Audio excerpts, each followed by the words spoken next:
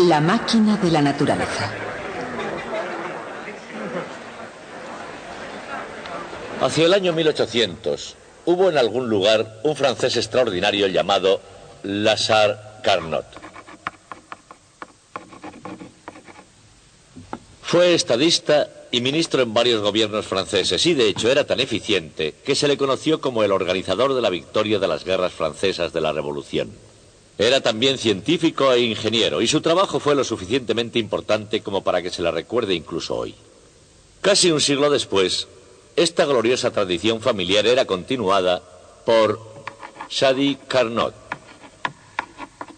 otro ingeniero que llegó a ser presidente de la República Francesa desde 1887 hasta el día en que en 1894 fue asesinado. Pero el Carnot más importante no fue ninguno de esos, lo fue en cambio uno que vivió entre ellos. Su nombre era Nicolas Léonard Sadi Carnot, llamado por todos Sadi. Y ese Carnot estaba interesado en las máquinas de vapor.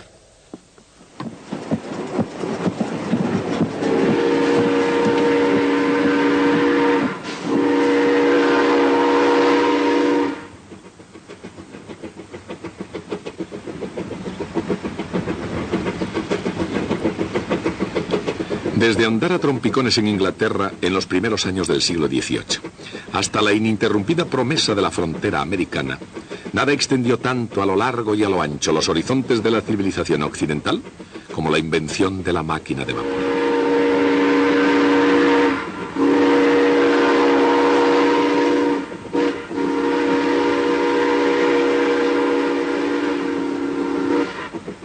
Muchos veían las nuevas máquinas como una amenaza, tosiendo, escupiendo, perturbando la paz y rompiendo el equilibrio. Se veía la máquina como una idea molesta, pequeña y repugnante, pero una vez que llegó la época de su nacimiento, tuvo ya que quedarse.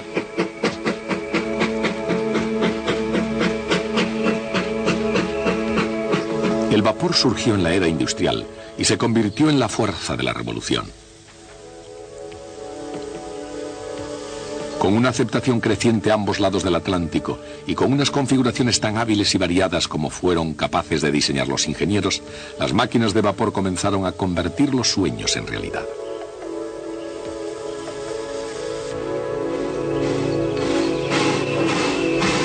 La máquina de vapor reconvirtió los telares de la zona algodonera y tejió el entramado de una nación. La máquina de vapor cortaba y daba forma a la madera,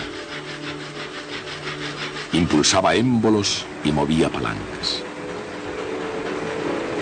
La máquina de vapor hacía la mantequilla y molía el grano y convertía el pequeño negocio familiar en un negocio internacional.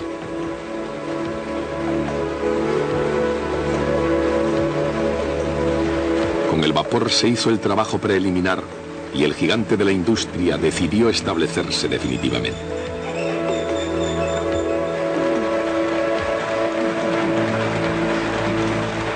El poder de la máquina de vapor era energía, movimiento y cambio.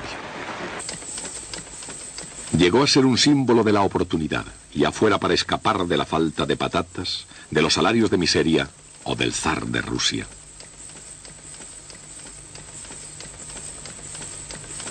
La máquina de vapor ahorró tiempo y mano de obra, y ciertamente, a pesar de la conmoción y de la injusticia que podía crear, la máquina de vapor ofreció la promesa de un salario fijo. Toda contribución tenía que aportar más de todo. Todo más rápido, todo mejor, todo más fácil y todo mucho más barato.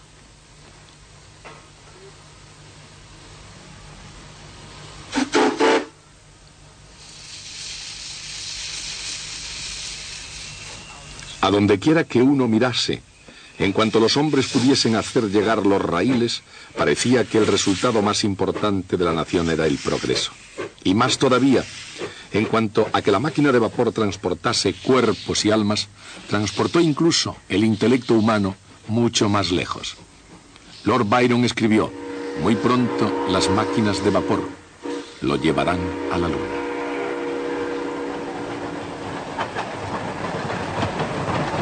La perspicacia del poeta Byron Iba por la senda correcta, pero la máquina de vapor está por encima y más allá de la Luna. Como idea, llega tan lejos como para plantear preguntas sobre el significado exacto del tiempo y sobre el destino último del propio universo.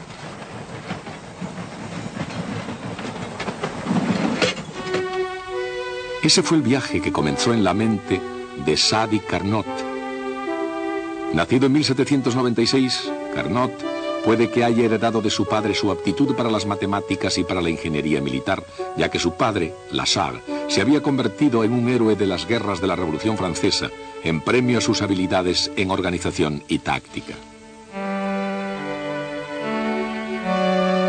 El joven Carnot, que ingresó en la escuela politécnica por influencia de su padre, inventó la máquina de vapor y al mismo tiempo descubrió el hecho de que su país estaba atrasado en su desarrollo.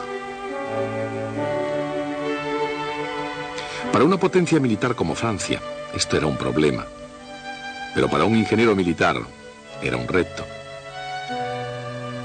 En lugar de construir una máquina de vapor mejor, el joven Carnot propuso una teoría mejor. Por supuesto, la fuerza del vapor no era en absoluto una idea nueva. Desde la bomba de agua impulsada por vapor creada por Thomas Savery en 1698, los inventores e ingenieros como Thomas Newcomen, Richard Trevithick, Matthew Boulton y, por supuesto, James Watt fueron perfeccionando la máquina de vapor, mejorándola y haciéndola más poderosa y, lo que es más importante, más eficiente.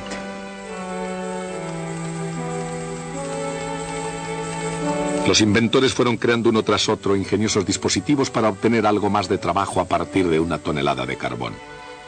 Pero fue el descubrimiento de James Watt, una forma de enfriar el vapor fuera del cilindro principal, utilizando un condensador, lo que hizo que progresase realmente la era del vapor.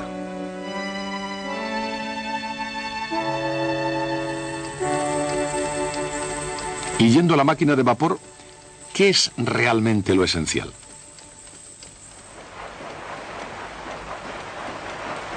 Entre todas sus válvulas y engranajes, entre todos sus balancines y tuberías, entre todos sus instrumentos y manómetros, entre todas las máquinas con sus campanas y silbatos, y entre todo lo que funciona para atraer la atención del comprador, ¿cuál es la esencia propia de la máquina?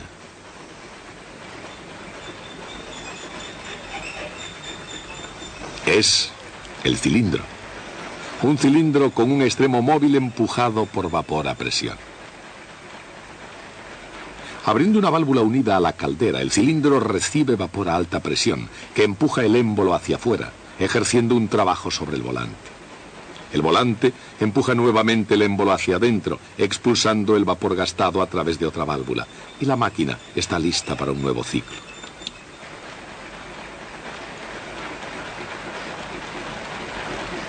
Y así continúa.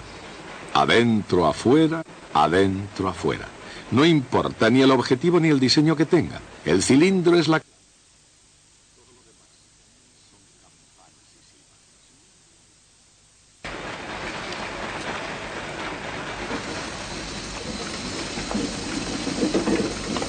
Teniendo en mente la propia esencia de la máquina de vapor, Sadi Carnot no se preguntó cómo podía mejorarla, sino cuál es la máquina de vapor más absolutamente eficiente que permitirá a la naturaleza.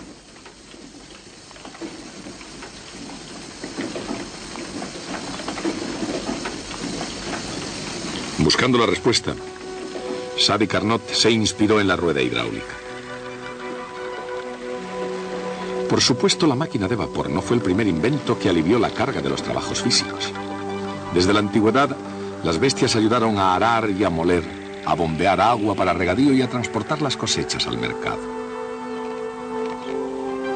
Como un paso para salir de la cultura agraria hacia la revolución industrial y sus desagradables máquinas, la rueda hidráulica llegó antes que la máquina de vapor.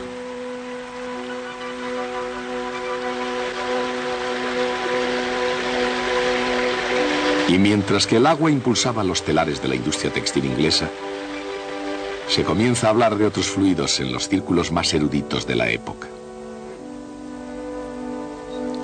El mundo científico, reagrupado en la estela dejada por Sir Isaac Newton, había comenzado a darse cuenta de que no todos los fenómenos naturales estaban explicados en la Principia.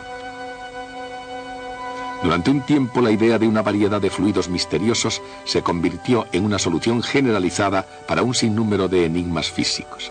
La electricidad, por ejemplo. La solución al problema de la electricidad fue un fluido que emanaba de la mente sutil de Benjamin Franklin. Y mientras tanto, en el continente europeo, Joseph Priestley trataba de resolver el problema de la combustión, del propio fuego y el problema relacionado con la corrosión de los metales. Priestley era químico y su solución, por supuesto, fue un fluido, el flogisto, un fluido sutil y sin peso que, como la electricidad, se combinaba con la materia ordinaria para formar los metales y que se escapaba cuando los metales se corroían. Otro problema era el calor, que para todos los fines prácticos fluía como un líquido de un cuerpo a otro. En un siglo inundado de fluidos, un fluido del calor llamado calórico era relativamente fácil de inventar. Pero había un fluido que no necesitaba ser inventado en absoluto. Incluso cuando Sary Carnot se esforzó en comprender el poder infernal del vapor, abundaban en el ambiente rural ejemplos de fuerza hidráulica.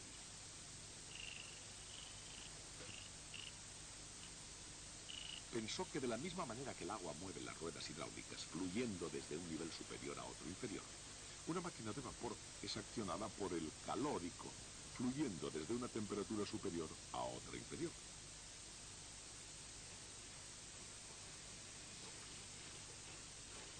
Con esta simple deducción de la mente de Sary Carnot, había encontrado la clave de cómo la naturaleza limitaba la eficiencia de una máquina de vapor. Ninguna máquina ni combinación de máquinas pueden jamás tener el efecto de hacer pasar más calor hacia temperaturas altas que hacia temperaturas bajas. Esa idea fue el punto de partida de la teoría de Carnot. Incluso en nuestros días es uno de los fundamentos básicos de la física. Por supuesto, hoy se llama segundo principio de la termodinámica. Carnot se dio cuenta de que una rueda hidráulica girando en sentido inverso podría ser utilizada para llevar agua hacia arriba. De hecho, él incluso pudo imaginar una rueda hidráulica impulsando otra en sentido contrario. El agua que caía por un lado se utilizaba para elevar agua por el otro.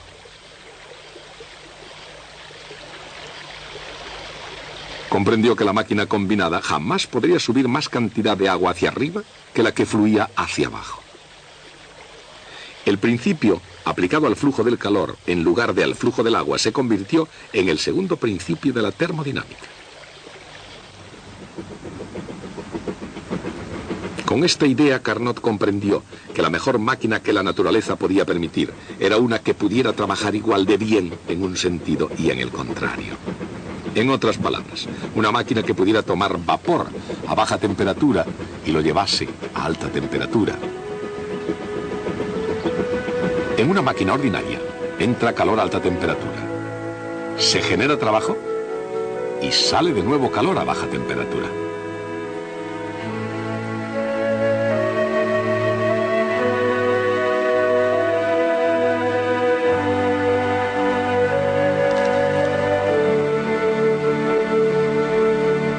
Carnot imaginó una máquina que pudiera trabajar en sentido inverso. Entraría calor a baja temperatura mediante trabajo ejercido desde fuera y se produciría calor a alta temperatura.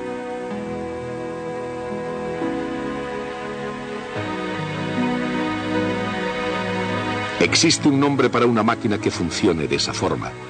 Se la llama frigorífico. Un frigorífico, con la ayuda de un motor, extrae calor de donde ya está frío y lo deposita a temperatura más alta en el exterior. Esta idea no resulta extraña hoy, pero en la década de 1820, Carnot se encontró con un reto. ¿Cómo diseñar una máquina de vapor que pudiera trabajar igualmente bien como frigorífico? Carnot comenzó por reducir la máquina a sus elementos esenciales. No necesitaba ni caldera, ni volante, ni válvulas. Sí necesitaba un cilindro y un émbolo, pero incluso podía funcionar sin vapor. ya que el cilindro podía llenarse de aire.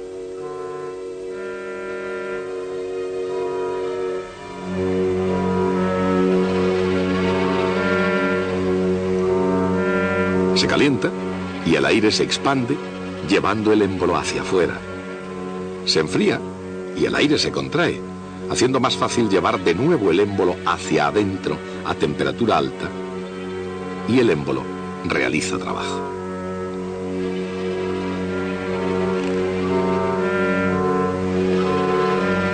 Cuando se enfría el cilindro, hay que suministrar trabajo para empujar el émbolo hacia adentro. Pero al estar más frío, el aire en el interior ejerce menos presión, de modo que se necesita menos trabajo. Hay por tanto una ganancia neta de trabajo en la máquina. Ahí está, la máquina ideal. Entra energía calorífica y sale menos energía calorífica, y la diferencia aparece como trabajo útil.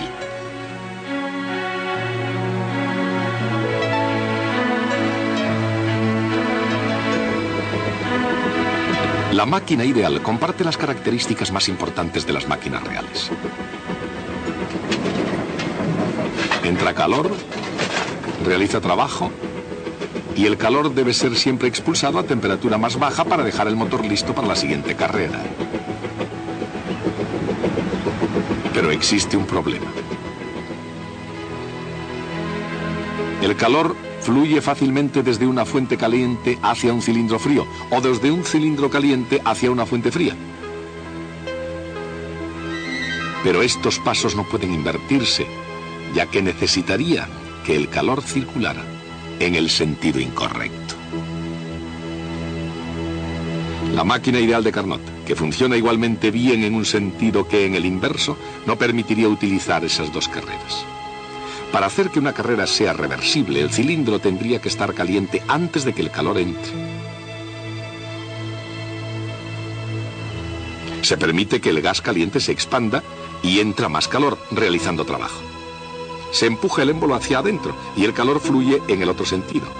Esa es una carrera reversible. Tiene lugar a temperatura constante y por eso se llama isoterma. El calor entra, el gas se expande y se realiza trabajo. Seguidamente una jugada brillante. Aislado de la fuente de calor, se deja que el gas se expanda realizándose más trabajo. Al no existir ninguna fuente externa de calor, este trabajo proviene de la energía interna del propio gas, provocando su enfriamiento. Este paso es también reversible y se llama adiabático. El cilindro está ahora preparado para otro paso isotérmico, esta vez utilizando algo de trabajo para expulsar el calor a baja temperatura. Finalmente, una compresión adiabática calienta el gas, llevándolo al punto de partida dispuesto para otro ciclo.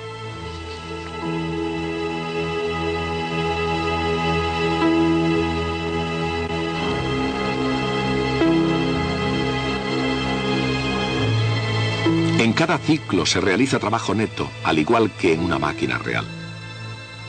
Pero cada uno de estos pasos funciona igualmente bien en sentido inverso.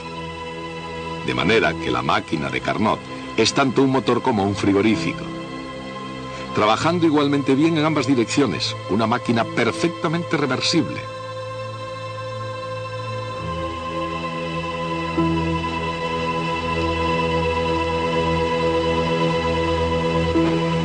Por supuesto, el motor de Carnot funciona perfectamente solo en la imaginación, pero tiene mucho en común con un motor real.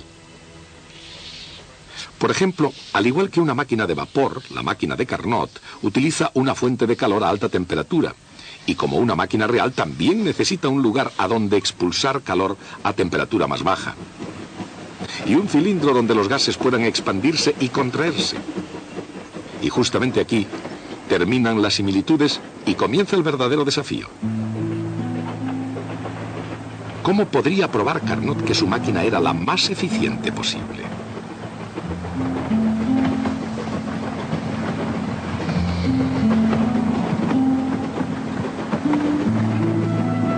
Puede encontrarse la respuesta comparando una máquina real con la máquina de Carnot.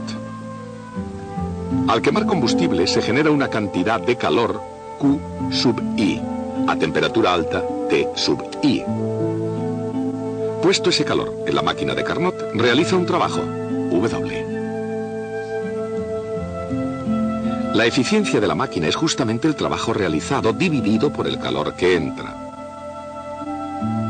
¿Podría algún motor real ser más eficiente que una máquina de Carnot? Es decir, que necesitara una cantidad menor de calor, Q sub I R, para producir la misma cantidad de trabajo?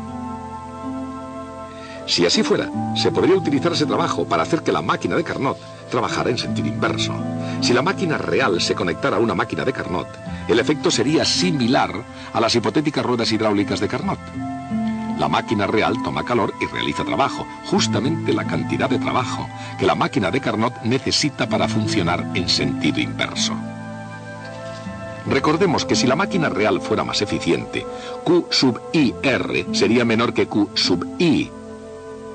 De modo que, cuando las dos máquinas estuvieran conectadas, el efecto neto equivalente sería lo mismo que hacer pasar el calor hacia la temperatura mayor. Pero esto contradice el segundo principio de la termodinámica. Si este principio es cierto, la máquina real no puede ser más eficiente que la de Carnot. Trabajando con el calor que fluye desde una determinada temperatura alta a una determinada temperatura baja, la máquina de Carnot es siempre más eficiente que una máquina real. Como el segundo principio de la termodinámica es cierto, la máquina de Carnot es la máquina más eficiente que permite la madre naturaleza. Sadi Carnot comenzó una brillante analogía, la rueda hidráulica, y concluyó con la esencia de una máquina, la más eficiente posible entre dos temperaturas. Pero la analogía de Carnot no era del todo correcta. A diferencia del agua, en una rueda el calor no solamente fluye a través de una máquina. Parte del calor se gasta y se convierte realmente en trabajo. Lo que significa que, considerando la ley de la conservación de la energía, es muy fácil hacerse la pregunta de Carnot y llegar a una respuesta equivocada. Por ejemplo, si una máquina utiliza calor para producir trabajo, la máquina más eficiente sería una que transformara todo el calor en trabajo.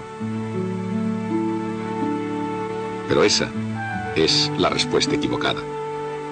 Incluso antes de la ley de la conservación de la energía, Carnot se dio cuenta de que en cualquier máquina debe salir algo de calor a baja temperatura. Esa es la finalidad del condensador de Watt y el motivo por el que todo coche necesita un sistema de refrigeración eficiente.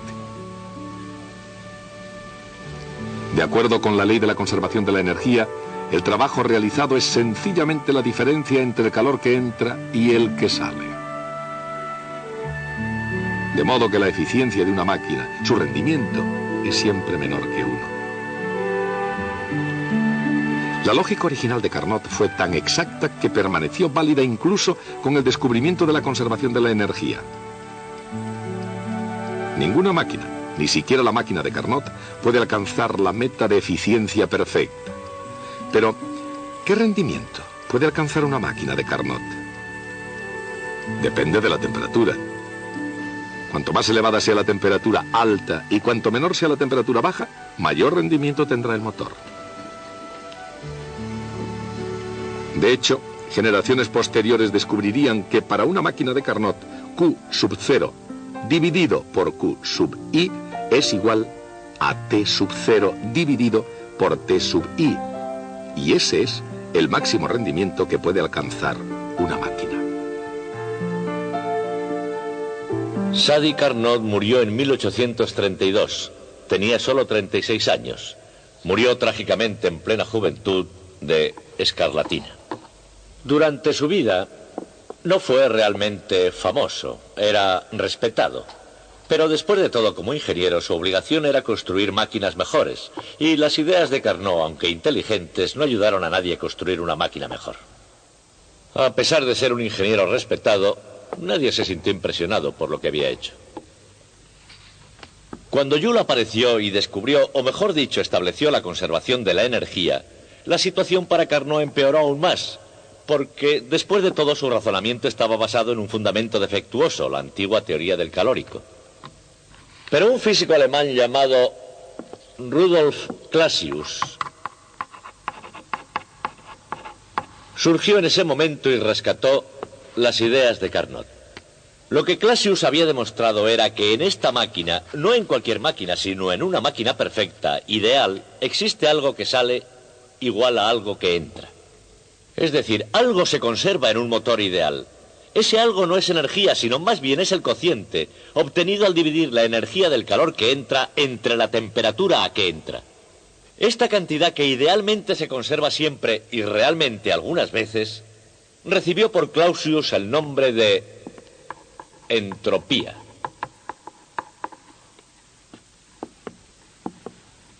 Si yo tuviera que resumir muy brevemente la historia de la máquina de vapor, diría algo así. James Watt, cuya meta era ganar dinero, inventó una máquina de vapor más eficiente. Y Sadi Carnot, cuya meta era encontrar una máquina de vapor más eficiente, cambió por completo nuestra visión del universo, porque nuestra visión del destino del universo está basada en el principio al que llegó Clausius analizando el trabajo de Carnot, el principio de la entropía.